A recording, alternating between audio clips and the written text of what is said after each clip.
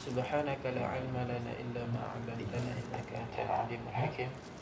رب اشرح لي صدري ويسر لي أمري واحلل عقدة من لساني يفقهوا قولي. ربي يسر ولا تعسر وتمم بالخير. اللهم لا سهل إلا ما جعلته سهلا وأنت تجعل الحزن والصعب سهلا إذا شئت سهلا.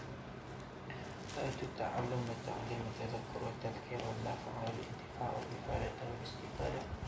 الحث على التمسك بكتاب الله وسنة رسوله ودعا على الهدى ودلالة على الخير ابتغاء وجه الله وقربه وثوابه سبحانه. Kitab Minhajul Abidin muka surat 3 baris dari bawah. Katanya musannif, dan demikian lagi kata Sayyidi Ali Asy-Syadzili radhiyallahu anhu. Dan demikian lagi, begitu jugalah perkataan dari Sayyidi Ali Asy-Syadzili, Imam Sufi ini lah, yang mana dia waktu ini dia cerita kepada kita tentang karamah Imam Al-Ghazali, sehingga kan sebahagian ulama dia berasa tak, kita kata apa, tak puas hati ataupun tak bersetuju dengan kitab Imam Al-Ghazali, sehingga dia nak bakar kitab Imam Al-Ghazali, kitab Ihya Ulumuddin. Maka Allah tunjukkan di dalam mimpi dia bertemu dengan Rasulullah, bertemu dengan sahabat Sayyidina Abu Bakar dan Sayyidina Umar, dan akhirnya diadili oleh Nabi dan juga sahabat, sehingga diberi sebatan kepada dia. Padahal dia ulama hirzihim, dia ulama besar, alim, tetapi kerana ijtihad dia kata tak kena kita ihya ni, dia nak bakar lah. Kali di dalam mimpi dia disebat oleh Rasulullah. Sebab apa? Kemuliaan yang ada pada Imam Al-Ghazali, sehingga apabila dia bangun dari tidur dia penuh berbirat di belakang ni. Bukan mimpi saja tak, mimpi bangkit pun duk ada lagi. Bangkit tu pun duk ada lagi sebatan tu. Dan sebatan tu dia sakit sampai berhari-hari, sehingga dia mimpi pula berjumpa dengan Rasulullah. Rasulullah usap badan dia tu, sapu badan dia, maka sembuh dia punya kesakitan tu, tapi parut dia lekat sampai ke mati. Tapi dia kemudiannya insaf dan dia menjadi ulama sufi yang menggunakan kitab Ihya. Pada mulanya dia tak setuju dengan Ihya dan dia nak bakar dan sebagainya. Akhirnya dia pula guna kitab Ihya, murajaah kitab Ihya, sehinggalah dia menjadi ulama sufi. Itu kitab Hujjatul Islam Imam Al-Ghazali. Hebat kitab Ihya. Di dalam kitab Ihya ni memang dia ada benda yang kita kata apa, benda yang rumit-rumit yang tak disetujui oleh ramai ulama. Bukan, kita kata ada dah beberapa orang ulama yang tak bersetuju dengan kitab Ihya Ulumuddin. Sebab apa? Bukan sebab Ihya tu tak betul dah, tapi kerana rumitnya kitab Ihya tadi. Ada ibarat-ibarat yang tidak difahami maksud yang Imam Al-Ghazali nak sampaikan, sehingga menjadi tohmahan kepada Imam Al-Ghazali. Sebab tu kitab Minhajul Abidin ini dikarang pula. Sebab apa? Kitab Minhaj ini dikarang berdasarkan, kita kata, satu jalan yang boleh diterima oleh semua pihak. Imam Ghazali tu dia buat kitab Ihya. Dan demikian lagi kata Sayyidi Ali Asy-Syadzili radhiyallahu anhu, padahal menunjukkan keadaan puji segala akabir. Akabir ni orang yang besar-besar. Akan dia barang siapa. Jadi nak cerita juga tentang hebatnya Imam Al-Ghazali ni, Imam Ali Asy-Syadzili ni cerita juga ada pujian daripada ulama-ulama besar yang kata apa? Katanya, Barang siapa ada baginya hajat kepada Allah Ta'ala, maka hendaklah ia mengambil wasilah dengan Imam Al-Ghazali radhiyallahu anhu. Ini kata ulama. Siapa-siapa ada hajat, maka kita ambil wasilah. Wasilah ni maknanya kita bertawasul. Tawasul dengan Imam Al-Ghazali bagi menunaikan hajat kita. Tawasul ni apa? Tawasul ni sebab yang Allah jadikan untuk menghampirkan kita kepada Dia. Itu dipanggil tawasul. Kullu ma ja'alahu Allahu sababan littaqarrub ilaih. Tiap suatu yang Allah jadikan sebagai sebab untuk menghampirkan diri kita kepadanya. Wa babal qada, dan juga pintu wa baban liqada'il hawaij, dan juga pintu untuk kita kata apa? Qada'il hawaij ni maknanya apa? Menunaikan hajat. Jadi tawassul ini maknanya sebab untuk kita hampir kepada Allah dan pintu untuk tertunainya hajat-hajat kita. Itu tawassul. Dalam Al-Quran pun ada sebut, ya ayyuhallazina amanu taqullaha wabtaghu ilaihil wasilah.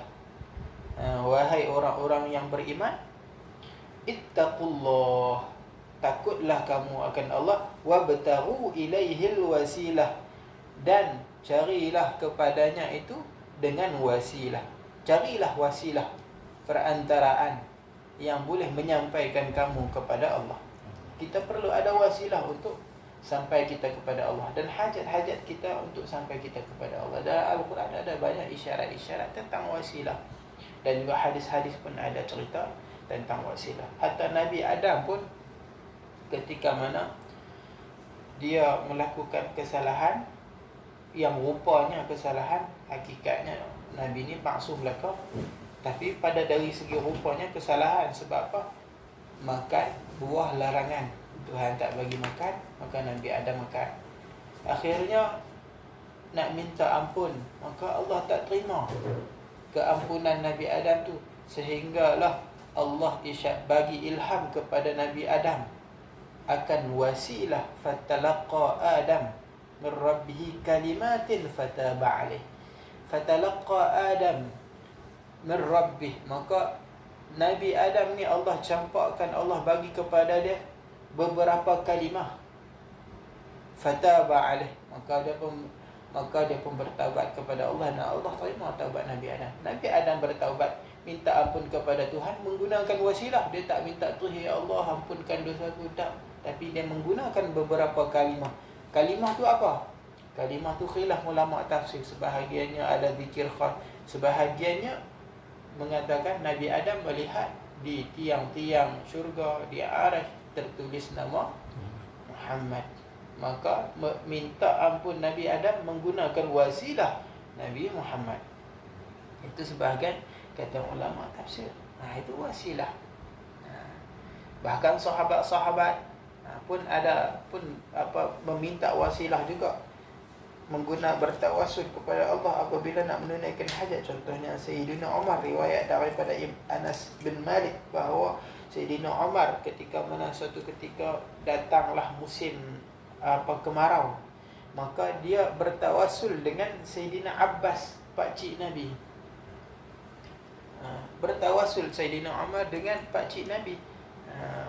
Kata Sayyidina Umar, doanya, Allahumma inna kunna natawassalu binabiyina fatasqina, wa inna natawassalu bi'ammi nabiyina fasqina. Ya Allah, sesungguhnya dulu kami bertawassul dengan Nabi kami. Inna kunna natawassalu binabiyina, kami dulu ini waktu ada Nabi, kami bertawassul dengan Nabi kami. Fatasqina, maka engkau turunkan hujan kepada kami. Maknanya zaman Rasulullah ada, sahabat ni bertawassul dengan Rasulullah, ya Allah turunkan hujan dengan berkat Nabi kami, dengan berkat Nabi-Mu. Sekarang ini kami natawassalu bi'ammi nabiyina, kami bertawassul dengan pakcik Nabi kami, iaitu Sayyidina Abbas. Fasqina, maka turunkanlah hujan kepada kami. Maka dari riwayat itu mengatakan, Sayyidina Anas mengatakan, maka hujan pun turun dengan berkat tawasul daripada Sayyidina Umar. Maknanya tawasul ini di zaman sahabat pun buat, zaman ketika mana ada Nabi pun buat, para ulama kemudian tu buat. Itu dalil menunjukkan kita boleh bertawasul. Tawasul ini sebab saja, bukannya hakikat. Kenapa? Kerana kesalehan, wara' yang ada, kebaikan yang ada, amal yang ada pada orang si fulan, maka kita bertawasul. Kita bertawasul dengan amal solehnya.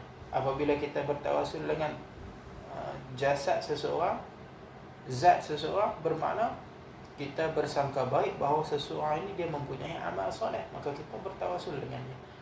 Bukan dia yang memberikan semua hajat kita dah. Tak ada orang yang bertawasul dia kata kawan tu yang bagi, tak ada. Tak ada siapa yang i'tiqad lagu tu pun. Semua i'tiqad Allah yang memberi.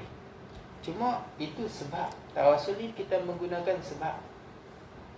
Sebab kita ni manusia awam, orang bawah ni semua menggunakan asbab. Kita tak main hakikat semua. Kita bukannya ahli hakikat ni. Kita sakit pun kita cari ubat, doktor. Doktor tu pun asbab. Hakikat dia bukan doktor yang menyembuh, betul tak? Kalau kita pergi jumpa doktor, tolong sembuhkan penyakit saya. Kita tak minta tu kat Tuhan. Sebab tak minta kat Tuhan, sebab minta kat doktor. Doktor tu wasilah. Sebab kalau kita lapar nasi, kita pergi cari nasi lah, masak nasi. Nasi itu pun asbab. Hakikat yang memberi kenyang Allah. Kenapa kita cari nasi? Sebab itu semua asbab. Maka kita bila nak minta doa pada Allah, ya Allah, aku ini ada hajat, tapi memandangkan kita ini orang ahli maksiatnya banyak, ibadahnya kurang, bagaimana Allah nak terima? Maka kita menggunakan wasilah. Seperti mana kita nak jumpa sultan, nak jumpa raja hak besar. Kalau kita telefon raja nak angkat, nombor telefon dia pun kita tak ada kan. Macam mana kita nak jumpa sultan? Kita ni nega roti cadai. Takkan kita boleh pergi terima masa istana. Maka kita guna wasilah perantaraan siapa? Mungkin kita ada kenal saudara-saudara kita yang bekerja di dalam istana, kita guna dia. Ini hang tolong sampaikan hajat aku kepada tuanku. Jalan tak kat kampungku ni pecah teruk ni. Mai tolong bos. Contoh, kita guna perantaraan. Itu dipanggil wasilah. Adapun kalau ada orang menggunakan hadis yang mengatakan apabila nak minta tolong, idza sta'anta fasta'in billah. Kalau kamu nak minta tolong dengan Allah. Itu maknanya dari segi hakikat. Dengan makna apa sahaja yang kita minta tolong ke orang pun, hakikatnya kamu minta tolong kepada Allah. Bukan dengan makna zahir ayat tu dah. Bukan makna zahir daripada kata Nabi tu dah. Kalau macam tu, ada banyak lagi perkataan Nabi kalau kita nak pakai yang zahir. Yang mana Nabi kata, la tusahib illa mu'min wa la ya'kul ta'amak illa taqi. Nabi kata, kamu jangan kawan melainkan orang beriman, dan makanan kamu jangan diberi makan melainkan orang yang bertakwa. Maknanya apa? Kalau kita bagi makan orang hak tak takwa, berdosa lah. Kalau kita berkawan dengan Cina jiran sebelah tu, berdosa lah. Bukan lagu tu. Kan kalau kita nak pakai zahir hadis saja, banyak juga hadis-hadis yang sebutnya lebih kurang lagu tu. Tak, bukannya makna secara zahir kita faham itu. Jadi wasilah ini perantaraan. Perantaraan untuk mengkabulkan hajat kita. Asbab. Kenapa? Sebab Imam Al-Ghazali ini terkenal orang yang hebat, orang yang wara'. Kitab karangan dia saja pun dah hebat-hebat dah. Maka kita ada hajat apa? Minta tolong. Minta berwasilahkan dengan nama mereka. Kalau kita menyebut nama mereka, mereka dengar dan mereka datang. Sebab orang-orang yang duduk di alam rohani ni, dia tak sama dengan kita alam kita kata alam jasmani ni, dia tak sama. Kita kalau jauh, orang panggil tak dengar. Kalau kita ada dinding, kita tak boleh melihat, ada hijab. Tapi orang yang berada di alam rohani ni, dia tak sama. Dia boleh memandang walaupun ada hijab. beribu hijab pun, ada dinding beribu dinding pun dia boleh dengar, dia boleh tengok, dia boleh sampai. Walaupun jauh tak mana pun dia boleh sampai kepada kita tu, orang yang berada di alam rohani. Sebab itulah para awliya ni kita berwasilah, kita minta tawasul dengan mereka. Itu kelebihan Imam Al-Ghazali. Kalau kita ada hajat pun kita boleh. Begitulah para wali yang lain pun. Kalau kita ada hajat apa-apa dalam doa kita, kita boleh bertawasul dengan mereka. Dan ramainya orang bertawasul dengan, contohnya Nabi Khidir alaihi salam kan. Apabila kita tawasul dengan nama dia, dia akan datang. Dan demikian lagi masyhur pada antara setengah daripada orang yang salihin bahawa ruhaniyah Al-Ghazali hadir pada tatkala membaca kutubnya. Kutub ni maknanya kitab-kitab. Kutub ini jamak daripada kitabun. Kitab satu, kalau kutub kitab-kitab. Kitab Imam Al-Ghazali ni ada banyak. Kalau kita baca mana-mana kitab dia, atau setengah daripada kitab-kitab dia, maka ruhani Imam Al-Ghazali ni mai. Dia datang kepada di dalam majlis kita. Sebab tu sebahagian ulama bila dia baca kitab Imam Al-Ghazali ni, di dalam majlis dia ada bauan yang harum. Ini harum betul. Ini dah Imam Al-Ghazali datang di dalam majlis.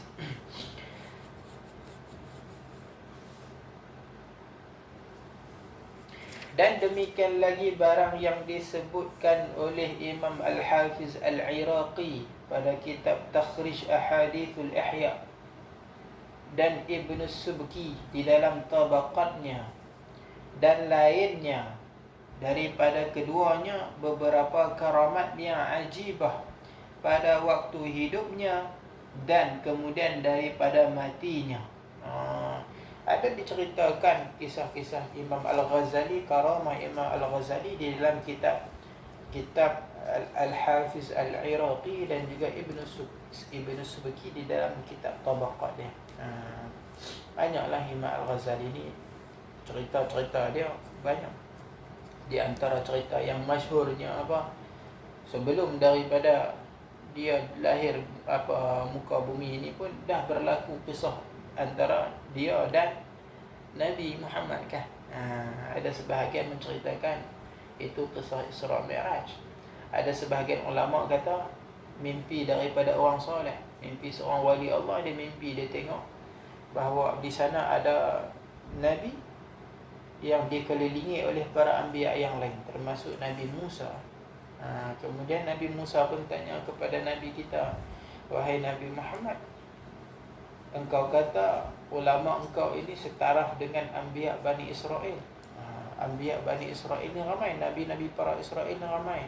Nabi kita kata ulama umat dia setara, ulama umat Nabi setara dengan para Nabi Bani Israel. Setara lagu mana? Nak tengok. Mak umai seorang. Maka ketika itu diperlihat di dalam mimpi orang soleh inilah, maka Nabi memanggil Imam Al-Ghazali. Bila sampai Imam Ghazali di majlis tu, maka Nabi Musa pun tanya. Sultan ni makruf kan, selalu orang cerita. Maka Nabi Musa pun tanya kepada Imam Al-Ghazali, nama kamu siapa? Maka Imam Al-Ghazali pun katalah nama dia adalah Abu Hamid Muhammad bin Muhammad bin Muhammad bin Ahmad Al-Ghazali. Nabi Musa pun kata, aku tanya nama, jawab panggil nama pak, nama tok semua. Siapa? Aku tanya namanya, sepatutnya hang jawab yang nama sajalah.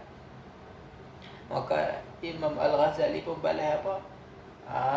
Jawapan yang seumpama ni pernah juga engkau jawab. Dia kata kepada Nabi Musa, macam tu juga engkau dulu pernah menjawab ketika mana Tuhan tanya, wa ma tilka biyaminika ya Musa, ada apa dekat tangan kanan kau ya Musa? Nabi Musa kata apa? Hiya asaya, qala hiya asaya atawakkau 'alaiha, aku duk guna buat jadi tongkat, kemudian aku duk buat apa? Wa ahshu biha 'ala ghanami, aku ketuk pokok aku goncangkan pokok buat turun padang dan bagi makan, waliya fiha ma'aribu ukhra, dan aku ada lagi lah kegunaan-kegunaan lain. Tuhan tanya, tu apa kat tangan? Jawab tongkat sudah. Siapa jawab banyak sangat? Cerita habis, explain habis. Kata Nabi Musa, kata Imam Al-Ghazali. Cerdik Imam Al-Ghazali. Maka Nabi kita pun tanya kepada Nabi Musa, ada umat engkau yang seperti Imam Al-Ghazali? Kata Nabi Musa, tak ada. Itu yang diperlihatkan di dalam mimpi. Itu Imam Al-Ghazali. Imam Al-Ghazali ni gelarannya Hujjatul Islam, hujjahnya Islam. Di zaman dia tu timbul banyak fahaman falsafah lah, fahaman batiniyah lah, dan berbagai-bagai fahaman.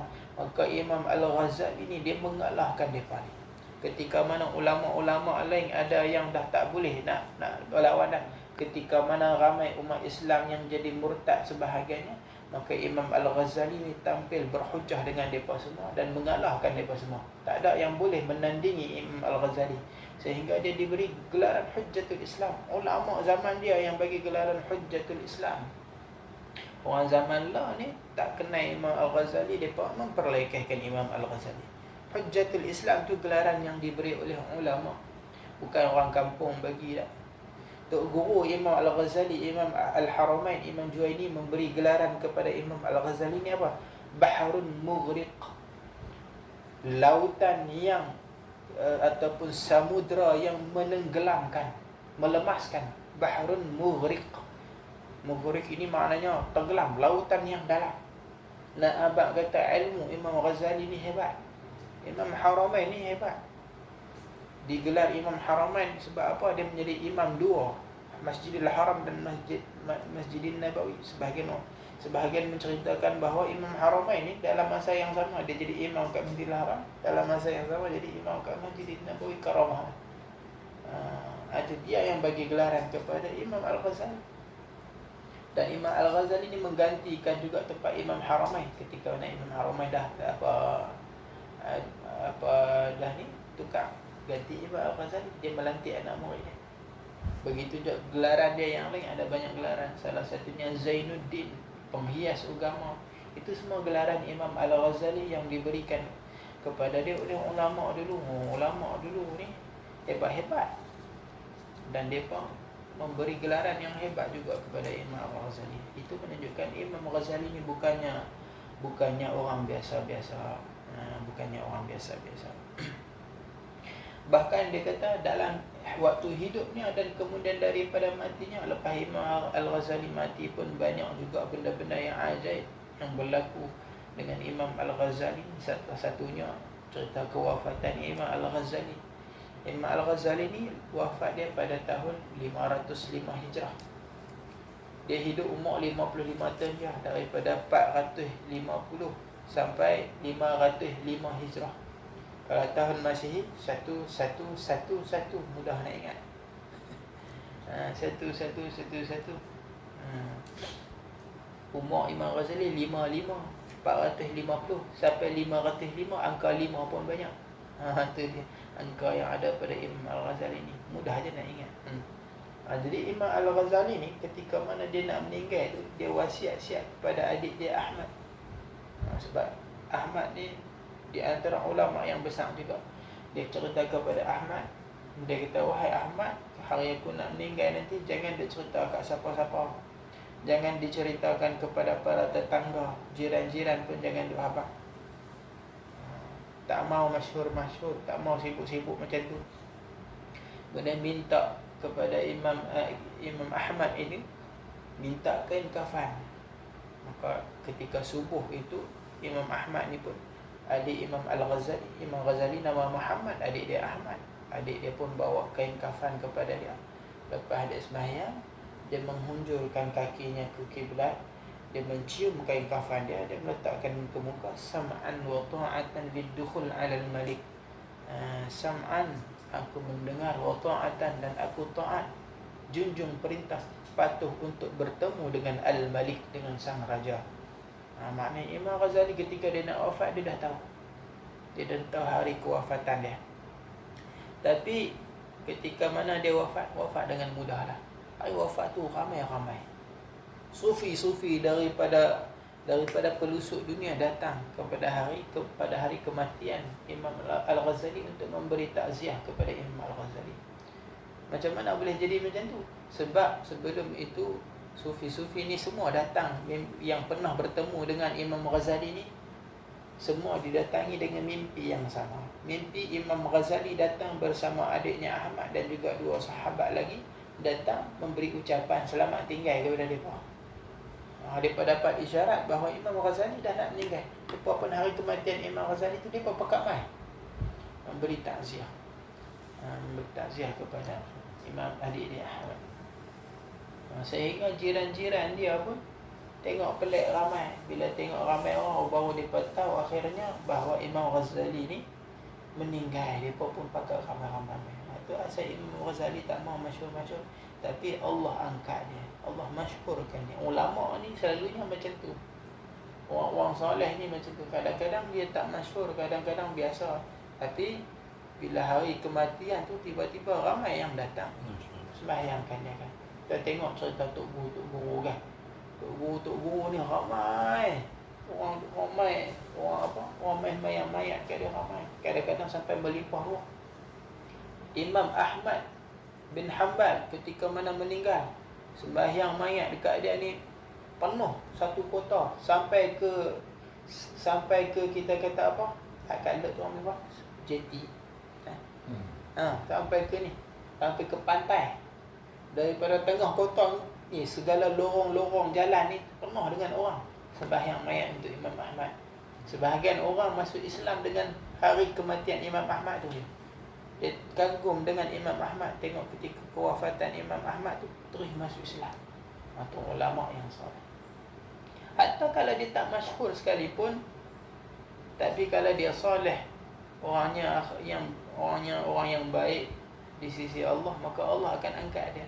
Macam kisah sebahagian wali yang mana dia masyhur dengan penzina, suka minum arak. Kan pernah dengar cerita tu. Dia orang yang baik. Tiap-tiap hari dia akan keluar, dia akan beli arak-arak di kedai arak tu. Dia beli banyak-banyak, dia balik rumah. Dan tiap-tiap malam dia akan pergi melanggan seorang pelacur. Sampai orang kenal dah dia ni tiap-tiap hari keluar, orang akan tengok dia bawa arak banyak-banyak. Kemudian dia akan pergi masuk melanggan pelacur. Tapi dia buat semua tu bukan untuk dia dah. Dia beli arak banyak-banyak, dia pecahkan semua arak tu. Supaya apa? Dengan dia beli ni berkurangan arak orang tak minum. Dan juga dia pergi melanggan pelacur supaya apa? Dia pergi jumpa perempuan, dia kata, aku dah bayar hang untuk 1 malam sampai pagi, maka hang jangan duk tidur dengan siapa-siapa, hang tutup pintu rumah hang. Aku dah bayar untuk hang 1 hari. Tutup pintu, jangan dengan siapa-siapa pun. Bukan dia pergi berzina tak, tapi dia melanggar supaya kau tutup dia tiap malam. Tapi tak ada siapa pun tahu dia buat benda ni kecuali isteri dia saja. Sampai isteri dia tanya, wahai suamiku, semua orang kata hang ni suka minum arak, suka berzina. Nanti kalau hang mati, siapa nak sembahyang kat hang? Siapa nak sembahyang kat hang ni kalau hang mati? Maka suami dia gelak, dia kata, raja akan sembahyangkan kepada aku. Dia kata, sultan sendiri akan sembahyang kat aku. Habis gelap. Akhirnya bila satu malam, ketika mana dia buat kerja-kerja dia tu, dia mati. Tengah-tengah jalan dia mati. Tak ada siapa peduli. Siapa nak peduli? Orang kata dia ni ahli maksiat. Peduli apa, mati pun matilah. Orang semua kata lagu tu. Akhirnya satu malam tu, ketika dia mati tu, raja lalu. Yang raja ni dia turun. Dia lalu, dia tengok, ada orang mati ni. Tak ada siapa buat ni. Tak ada siapa uruskan ni. Kemudian raja pun tanya orang sekeliling ni, pasal apa duk biar ni? Tak ada orang. Raja pun menyamar waktu tu jadi orang biasa lah. Dah kali orang pun kata dia ni ahli maksiat ni, tak ada siapa nak urus dia. Biar pergi kat dia lagu tu. Dah kali raja pun dah menjadi tanggungjawab dia. Dia pun dengan pembantu dia kata, mai kita bawa dia balik. Dia jumpa, cari di mana rumah dia. Maka dia pun bawa balik. Bila bawa balik, menangis air mata isteri dia. Dia kata, tenanglah engkau wahai kekasih Allah. Dia kata isteri dia. Maka raja pun boleh air. Pasal apa kekasih Allah, dia ni seorang ahli maksiat. Maka isteri dia pun cerita kisah dia. Dan akhirnya raja tu sendiri bila dah dengar begitu, raja sendiri datang sembahyang kepada dia. Dan diikuti dengan ramai habis satu penduduk kota. Tu orang yang soleh di sisi Allah. Kalau kita hati kita betul, tak kisah kita ni macam mana pun, Allah akan angkat kita suatu hari nanti. Tapi kalau hati kita ni tak betul, tak usah masyhur macam mana pun, suatu hari nanti Allah akan jatuhkan kita. Jadi itu Imam Al-Ghazali. Dia kata, hidupnya pun hebat, matinya pun hebat. Maka adalah yang demikian itu setengah daripada yang amat besar jalalnya dan kamalnya. Jalal ni kita kata kebesaran ataupun kemuliaan. Dan kamalnya, kamal kesempurnaan. Barang yang pada dua tangannya daripada yang mencarikan adat itu. Jadi banyak benda-benda hak duk berlaku pada Imam Al-Ghazali, cerita-cerita tentang mencarikan adat. Tapi semua tu Tuhan tak tengok pun. Tuhan tengok apa? Tuhan tengok rahmat Imam Al-Ghazali pada seekor lalat. Imam Al-Ghazali dulu ni kan dia mengarang kitab jenis dakwah celup tu. Sampailah satu hari tengah tulis, lalat main hingga kat mata pen dia. Cerita tu masyhur. Ada orang bermimpi, orang soleh mimpi berjumpa Imam Ghazali. Tanya kepada Imam Ghazali, kemuliaan apa yang Allah angkat engkau ni wahai Imam Ghazali? Imam Ghazali kata, tak ada, bukan sebab ilmu aku tak, bukan sebab kitab-kitab aku banyak, tapi sebab apa? Sebab kerana kasih sayang aku kepada seekor lalat. Lalat tu dah agak main hingga kat mata pen, dia pun sedut minum, aku pun duk kerah lagu tu sampai dia minum habis, baru dia terbang, kemudian aku pun sambung menulis. Kerana rahmat Imam Ghazali kepada seekor lalat, maka Allah memberi rahmat kepada Imam Al-Ghazali. Irham man fil ard yarhamuka man fis sama. Berlemah lembutlah, berkasih sayanglah dengan orang di muka bumi, nescaya orang-orang di langit akan berkasih sayang dengan kamu. Kalau kita ni ada rahmat kepada ahli bumi, maka ahli langit akan rahmat kepada kita. Maka kena kita dulu. Bahkan Nabi Musa sendiri pun, sebahagian riwayat menceritakan bahawa diangkatnya Nabi Musa menjadi anbiya itu kenapa? Kerana rahmatnya kepada seekor kambing. Ketika mana dia bela kambing kan, lari kambing dia sampai Imam Ghazali, Nabi Musa ni ligan. Bila jumpa kambing tu naik ke bukit, dia pegang kambing dia balik. Dia kata, hang memenatkan aku memenatkan hang, dah jom balik. Dia tak marah kat kambing dia. Hang memenatkan aku, hang lari, aku kena ligan. Aku memenatkan hang, sebab apa? Aku ligan hang lari. Dua-dua pakat lawan bagi penat. Lah dah, kita balik. Dia tak marah pada kambing dia. Padahal Nabi Musa ni orang yang gagah, orang yang tinggi. Dia pernah sepak bangsa Kipti sampai mati. Sekali tampak mati bangsa Kipti. Sebab tu dia lari daripada Mesir pergi ke Madian. Sebab dia takut sebab Firaun nak bunuh dia. Bila di sana bela kambing Nabi Syuaib, tapi rahmat dia kepada binatang, maka Allah melantik dia menjadi rasul. Maka kita ni pun samalah. Kadang-kadang ibadah kita, kadang-kadang apa amalan kita bukan tahu yang mana yang Allah terima. Tapi pertamanya kena ada sifat rahmat kita tu kepada sesama makhluk. Kiralah binatang kah, manusia lebih-lebih lagi lah. Kena ada rahmat. Rahmat kita dengan sesama saudara kita, maka Allah akan memberi rahmat kepada kita. Tengok orang-orang susah, tolong. Tengok orang-orang miskin, sedekah, itu rahmat kita. Tengok binatang yang, bahkan kalau kita ni orang rajin menolong orang, maka Allah rajin tolong kita. Sebab dalam satu hadis, Allahu fi auni al-'abdi ma kana al-'abdu fi auni akhihi. Allah ini dalam pertolongan hamba dia selama mana hamba dia selalu menolong sesama saudara, sesama hamba. Kalau kita rajin tolong orang, Suatu ketika kita susah, kita jangan harap orang tolong kita, tapi Allah yang tolong kita. Syaratnya apa? Kita selalu tolong orang. Allahu fi aunil abdi, Nabi kata. Allah itu menolong hamba dia, di dalam pertolongan hamba dia. Maka al-abdu fi auni akhihi. Selama mana hamba itu di dalam pertolongan sesama saudara dia. Dia selalu duk tolong kawan dia. Satu hari dia ada masalah, Allah tolong dia. Allah tolong kita. Kita tolong orang, jangan ingat orang nak tolong kita tak, tapi kita tolong orang, kita ingat suatu hari Allah yang akan tolong kita. Bahkan kita kalau rajin tolong orang, kita rajin sedekah ke orang, panjang umur. Orang yang rajin bersedekah ni panjang umur. Cuba tengok, ada orang-orang kaya, orang kaya, hatta orang kafir, ada sebahagiannya panjang umur. Kita tengok orang kaya, jenis-jenis orang putih lah apa tengok habis jutawan-jutawan tu, kadang-kadang umur mereka panjang. Cuba tengok apa yang mereka buat.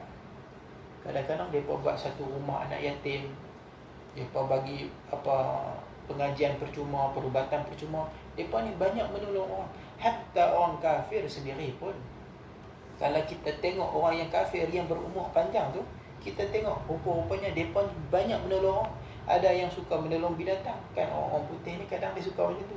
Dia buat satu rumah untuk binatang-binatang, rumah kebajikan, kucing-kucing terbiar dia ambil belah. Ada orang jenis orang putih lagu tu, dan dia berumur panjang. Sebab apa? Apa rahsia dia? Sedekah. Sedekah ini banyak fadilat dia. Kalau nak cerita sebab sedekah tu, sebahagian ada orang buat satu kitab tebal tentang sedekah saja. Boleh menunaikan hajat, boleh memanjangkan umur, berbagai-bagai lagi, boleh menolak bala. Dah kita musim Covid ni, kita tak tahu apa lagi kita nak ikhtiar kan. Hanya kita percaya dengan Allah, Allah yang menurunkan bala ni, maka Allah juga akan mengangkat. Macam mana kita nak hindarkan dia? Selain daripada kita jaga hak zahir, maka kita perbanyakkan sedekah supaya Allah melindung kita daripada bala. Habis. Maka yang tersebut itu memadalah kelebihan pada orang yang hendak mengiktikadkan dia akan besarnya qadarnya, qadar Imam Al-Ghazali pada Allah Subhanahu wa taala. Maka adalah radhiyallahu anhu, Imam Ghazali ni fahamnya seperti laut. Imam Ghazali ni kefahaman dia, ilmu dia seperti laut. Maka ada tu nah, bukan tiada. Maka tiada dia tulis situ kan. Sawab dia apa? Betulnya adalah ada. Maka ada di dalam laut itu barang yang ada padanya daripada beberapa jawahir, permata-permata. Jawahir ni maknanya permata-permata. Lautan Imam Ghazali. Maka di dalam lautan ni ada banyak permata-permata yang mana orang kadang-kadang tak jumpa. Permata ni tak ada kat muka bumi dah, ada di dalam lautan laut. Dan telah mencengangkan tinggi ilmu ataupun kefahaman Imam Ghazali ni oleh langit. Kefahaman Imam Ghazali ni, ilmu dia ni seperti langit. Dan di mana ada langit, barang yang ada baginya daripada zawahir, yakni cemerlang, bintang-bintang. Kat langit ni yang besar ni bintang-bintang. Begitu perumpamaan tentang Imam Ghazali. Dan kunamai kitab ini terjemah Minhajul Abidin ila Jannati Rabbil Alamin. Kitab ini kitab terjemah daripada Minhajul Abidin. Minhaj ini jalan bagi orang-orang ahli ibadah, al-abidin, ila jannati, menuju ke syurga, Rabbil Alamin, Tuhan semesta alam. Jadi Minhajul Abidin ini kitab nak menunjukkan jalan ibadah, nak menyempurnakan ibadah, bukan cara-cara nak beribadah. Cara-cara nak beribadah ada di dalam kitab fiqh. Macam mana nak sembahyang? Kena ada wudu, kena takbir, bagi salam akhirnya, ada zikir-zikir. Itu kita belajar di kitab fiqh. Kitab Minhaj bukan nak belajar yang tu dah, tapi jalan nak menyempurnakan ibadah kita. Ramai orang boleh buat ibadah, tapi ramai lagi yang tak buat. Nak buat ibadah tu pun dah agak susah, tetapi nak menyempurnakan ibadah tu lebih susah. Ada orang boleh buat ibadah, nak sembahyang ni bukannya susah sangat pun. Kalau orang tu nak belajar bab sembahyang, sekali main kuliah dah boleh dah, insya-Allah. Orang cerdik-cerdik tu sekali mai hadap belajar bab solat tu dia boleh khatam dah. Bab solat, hak asas fardu ain dalam solat tu dia boleh khatam dah. Tak susah mana nak solat, takbir, niat, 13 rukun tu je. Fahamkan hak tu. Cukup. Sekali mengaji dah boleh. Tetapi nak menyempurnakan ibadah solat tu bukan dengan sekali mengaji, bukan dengan 2 kali mengaji dah. Dia perlu ada riyadhah. Dia perlu ada latihan. Maka kitab ni nak menceritakan macam mana kita nak menyempurnakan ibadah kita ni sampai kita ni orang yang wasil, orang yang sampai di sisi Allah, yang boleh masuk ke syurga Allah. Maka maksudku adalah menterjemahkan maksud kitab Minhajul Abidin. Syekh Dek ni kata dia nak terjemah saja. Terjemah apa yang dimaksudkan, apa yang dikehendak oleh Imam Ghazali dalam Minhajul Abidin. Barang yang dapat ku faham daripadanya, hak mana hak boleh lah, dia kata. Dan barang yang lainnya ku tinggalkan bagi ahlinya. Hak lain, hak mana yang aku tak faham, aku serahlah. Aku tinggal kepada ahlinya, ahli bagi ilmu tasawuf ni. Hak ni hak aku tak dapat ni, aku serah. Dan aku taslimkan ataupun tasallumkan empunya minuman. Aku serahkan kepada empunya minuman. Minuman ni maksud dia ilmu ni lah.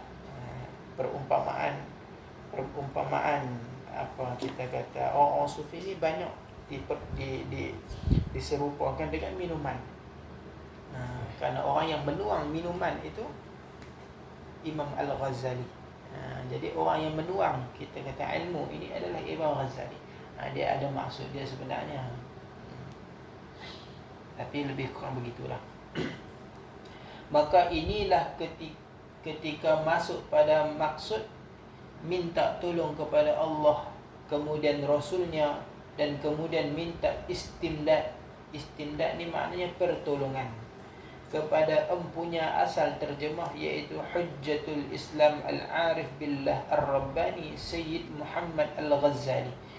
Jadi dalam nak menterjemah ni, Imam Syekh Dek kata, aku minta tolong kepada Allah, minta tolong kepada Rasul, dan kepada empunya Hujjatul Islam. Ini dah dipanggil tawasul.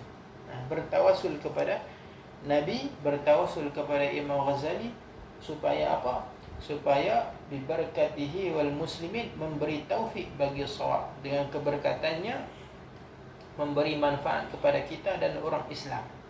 Nafa'anallahu bibarakatihi, semoga Allah memberi manfaat kepada kita dengan berkatnya, wal muslimin, dan manfaat juga kepada orang Islam, memberi taufik bagi shawab, memberi petunjuk, memberi jalan, memberi kekuatan untuk suatu yang as-shawab. Shawab ni maknanya yang betul. Jangan karangan ataupun terjemahan ni jadi terjemahan yang salah. Dan penaruh bagi hari kiamat. Dan juga kita ini Syekh Dek kata sebagai simpanan dia, saham dia hari kiamat. Bukti dia sampai hari ini kita pakai.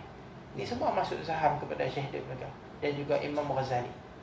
Sebab dia membantu kita. Orang yang tak boleh bahasa Arab boleh baca kitab Jawi. Kitab Jawi pun ramai dah tak erti nak baca kan. Sehingga ramai dah tinggal dah. Kitab Jawi ni dia peninggalan ulama silam kita. Tak sayugianya lah kita tinggal. Walau macam mana pun kita ada kitab Rumi moden ni, kita boleh baca sebagai memudahkan. Tapi kitab Jawi kita ni kita jangan tinggal. Kalau kita tinggal, kita akan jadi macam Indonesia. Mereka tak ada kitab-kitab. Kitab-kitab ni mereka tak ada. Sebab mereka dah moden. Bila mereka kitab Arab, mereka boleh baca, insya-Allah. Kemudian kitab Jawi mereka tak ada. Sebab orang Indonesia banyak yang tak boleh, jadi mereka pakai kitab Rumi. Jadi kalau ketika mana ada orang buat tesis tentang ulama-ulama Indonesia, ulama ni hebat, ulama ni, mana karangan dia? Tak ada. Sebab apa? Hilang semua. Mereka tak jaga. Tapi di Malaysia kalau kita cerita Syekh Dek, karangan dia apa? Minhajul Abidin contohnya. Jadi ada kitab-kitab Jawi itu masih ada. Tapi kalau semakin hari orang pun tinggal tak memohon, suatu hari nanti kitab-kitab Jawi pun habis, tak ada. Kitab Arab insya-Allah masih dipelajari. Tapi kitab Jawi ni mungkin orang ikut tinggal dah. Sebab apa? Sebab orang kata susah. Ilmu ni memang susah. Kena ngaji.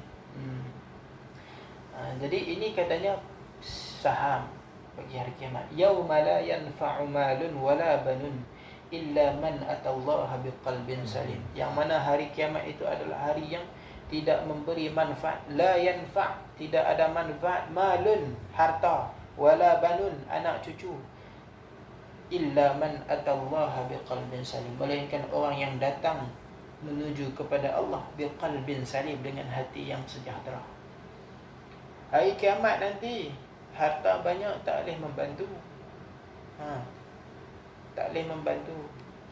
Cina dia post duit. Dia kata orang mati ni nak naik kereta lah, tak ada duit post. Dia post kereta minyak, dia tak post. Jadi tak ada harta, tak boleh bagi manfaat. Anak cucu pun tak boleh. Bagi fahaman mereka, harta tu boleh memberi manfaat. Harta boleh bagi manfaat bagi orang mati. Itu fahaman mereka. Lepas tu mereka bakar duit, bakar dulu-dulu lah kan. Tanam kali duit, satu orang boleh pula korek. Tapi lah tak buat dah. Lah pun mereka pun bohong lah. Tipu lah. Anak cucu pun tak boleh. Anak arkitek ke, anak peguam ke, anak doktor ke, tak boleh bantu. Tak boleh bantu kita di akhirat. Jadi kita ni kena juga pentingkan diri. Jangan kita duk fikir, kadang-kadang duk fikir aku nanti ni anak cucu nak makan apa, duk fikir apa depa. Kita hidup kat dunia hari ni pun bukannya usaha kita, Tuhan yang jaga kita. Kan? Kita hidup sekarang ni, kita kata kita duk sara anak bini. Dah, Tuhan yang bagi semua tu. Kita ni pun Tuhan yang jaga. Kalau Tuhan tak jaga, kita mati awal lagi. Kita ni duk fikir aku mati ni anak cucu nak makan apa, tak sudut fikir tu. Tuhan ada, Tuhan yang jaga. Kita fikir diri kita nak menghadap Tuhan. Kita nak bawa apa? Harta tak boleh membantu, anak cucu tak boleh membantu. Harta boleh membantu tapi di dunia. Harta ada, sedekah banyak-banyak di dunia boleh membantu kita di akhirat. Tapi kalau kita nak bawa di akhirat, tak boleh, tak ada. Kecuali apa? Hati yang as-salim. Kata ulama, salim ni apa? Kosong daripada dunia, sejahtera daripada dunia. Hati tu tak ada dunia dalam. Sebab orang yang penuh dengan dunia ni, nanti di satu bab Imam Ghazali akan cerita apa efek apabila hati kita ni kuat dengan dunia ketika kita nak mati. Dia ada efek dia. Imam Ghazali akan cerita nanti. Jadi kita ni nak cerita macam mana kita nak dapatkan qalbun salim, hati yang sejahtera, hati yang kosong daripada dunia. Tak ada langsung kecintaan dia kepada dunia. Nak kita ni nak mengajar kita jadi seorang hamba. Macam mana hamba Allah yang benar-benar hamba. Macam mana kita nak jadi hamba yang benar-benar. Kita nak cari apa? Nak cari husnul khatimah, tak mau cari hal lain. Seorang hamba ni, dia ibadah ni kerana dia hamba, bukan kerana apa-apa lain. Ada kisah apa sebagai penutup? Ada kisah zaman dulu sebahagian orang-orang soleh ni, ramainya sebahagiannya dibukakan hijab oleh Allah. Bila mana mereka ni mencapai satu tingkatan hati yang bersih ni, hatta Allah bukakan hijab sehingga mereka boleh nampak seseorang itu syaqi ataupun sa'id. Ini husnul khatimah ataupun su'ul khatimah, dia boleh nampak. Pada beberapa ketika dia boleh nampak. Diceritakan dulu ada seorang orang alim yang soleh. Dia soleh, dia ada anak murid ramai. Hebatnya dia sampai anak-anak murid dia pun jadi hebat-hebat. Sampailah anak murid dia seorang ni, dia boleh nampak siapa orang yang mati bahagia dan siapa yang orang mati celaka. Anak murid dia. Sampai satu ketika anak murid dia ni tengok tok guru dia. Tiba-tiba Allah bukakan hijab, dia nampak tok guru dia ni mati dalam celaka. Su'ul khatimah, tertulis celaka di muka tok guru dia. Maka sedihlah dia. Tu tok guru dia orang yang paling dia sayang. tiba-tiba tertulis Tok Guru dia ni orang yang celaka. Maka dia jadi stres. Dia tak boleh nak mengaji. Akhirnya dia tak masuk kelas. Dia tak ngaji dah kat Tok Guru dia. Sebab apa? Dia nampak ada satu keburukan kat Tok Guru dia. Lagi Tok Guru dia ni dah bila banyak hari dah tak main kelas lagi. Dia pun tanya, pasal apa sakit ke? Tok Guru dia pun pergi ziarah lah. Bila ziarah dia, Tok Guru dia tanya dia pasal apa tak masuk kelas. Dia pun terus teriak. Tak boleh nak jawab. Tok Guru ni dia tanya juga, abang pasal apa? Sakit ke? Ada masalah ke apa? Teriak bertambah kuat teriak. Akhirnya dia pun jawab. Dia kata, wahai Tok Guru, engkau ni aku nampak mati dalam ashqiya, orang yang celaka, su'ul khatimah. Maksudnya apa? Amal tara mana pun nanti mati neraka. Alim tara mana pun mati neraka. Hebat tara mana pun mati dalam neraka. Jadi dia sedih. Ni Tok Guru dia, orang yang alim. Hujung jatuh kita, nikmati kita ni rahsia Allah. Kan? Banyak orang yang ahli maksiat, tapi bila dia mati ahli syurga. Ada yang orang ahli taat, tapi dia mati ahli neraka. Ini kunci dia di sini. Bahagia celaka kita waktu kita mati tu. Iblis pun 80,000 tahun pun lah kali kena laknat neraka juga lah. Kita ni apalah sama. Jadi dia sedih bila Tok Guru dia ni ashqiya macam tu. Maka Tok Guru dia senyum. Oh, kalau pasal tu aku 40 tahun dulu aku dah tahu. Kalau pasal hang kata hang nampak aku ni mati dalam celaka, kata Tok Guru dia, aku 40 tahun dulu lagi aku dah tahu bahawa aku ni tertulis orang yang mati dalam celaka. Tok Guru dia tahu lagi dia kata.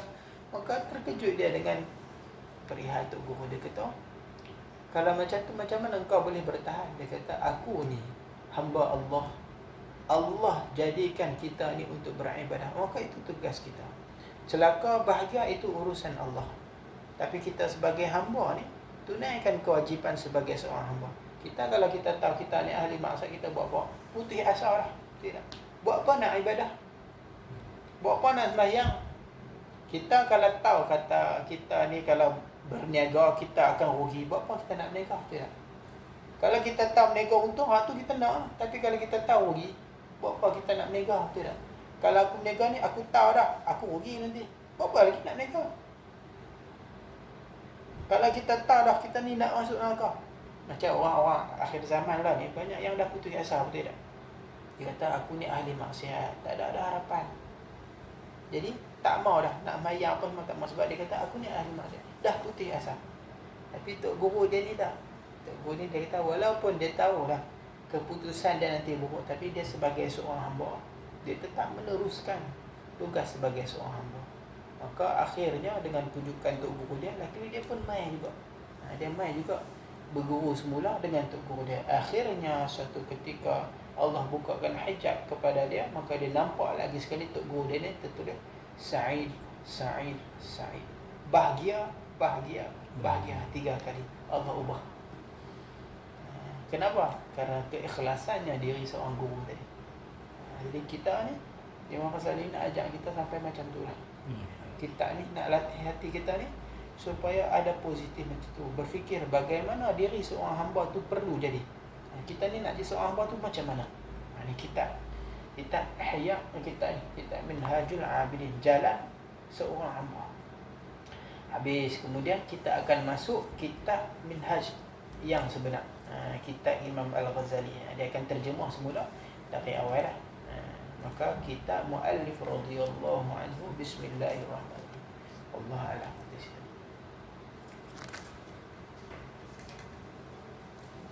A'udzu billahi minasyaitonir rajim. Bismillahirrahmanirrahim. Alhamdulillahi rabbil alamin.